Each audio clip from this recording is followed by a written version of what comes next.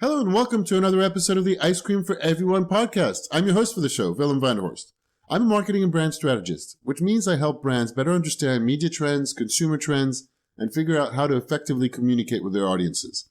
I also happen to be passionate about play and gaming on the side, particularly tabletop games like role-playing games, board games, card games.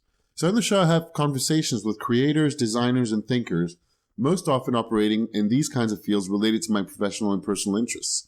This is a very short and special episode, a teaser if you like. So this is like when you show up at the ice cream parlor and you have a chance to look around and taste a few of the different flavors. You ask the person behind the counter, or can I try this flavor, that flavor?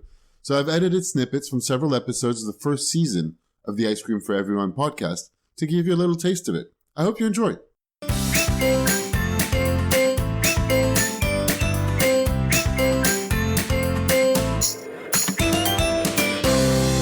We'll start with John Wick, who designed the award-winning game 7th Sea, one of my all-time favorite role-playing games.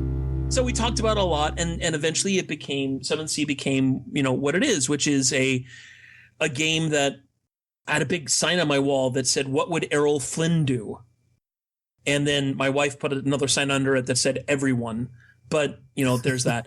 But and that was like the theme of the game. The theme of the game was, how do we duplicate an Errol Flynn movie? How do we duplicate The Princess Bride? How do we make a game that feels like that? Yeah. And that's where 7th Sea came from. And this is Heidi Hackemer from the brand strategy consultancy Wolf and Wilhelmine in New York. I can talk about actually one project that we're doing that's going to go public. The White House is hosting a summit for women in May. And what our team is helping to do is we help define the brand space that this summit is going to be occupying. And we're helping identify, how are we going to get people to understand what the summit is and how are they going to hear about it? I had a fascinating conversation with James Wallis, a British game designer once dubbed the Godfather of indie role-playing game design. Richard Bartle of the University of Essex, the man who basically created multiplayer gaming as we understand it. He developed the multi-user dungeons using the University of Essex's mainframe back in the late 70s, early 80s. Oh, wow. Can you explain that? Because so we need to explain probably for the people who don't know what a multi-user dungeon is. A multi-user dungeon is basically, it's an online game, but it's text-based because this is the late 70s or the early 80s. The graphics simply aren't there. There's such an overhead on memory. Philippa White founded the International Exchange. They work with advertising and communication groups to send their staff on a training program to use their skills to make a difference with charities and NGOs all around the world. Do you remember what the short story was about? I do. Really quick. Yeah, hilarious. My uncle, who's since passed away, but I was born in South Africa, and he was really involved in the anti-apartheid movement. And he... whenever I'd go to South Africa to go and visit my family, I'd hear incredible stories of how he was painted purple in the protests against the government. And he was actually Nelson Mandela's doctor during his presidential campaign. I usually finish a conversation with the cool-down questions and play around with ice cream-related ones. This is with Cindy Gallop, who founded Make Love Not Porn, following a successful career in advertising and branding.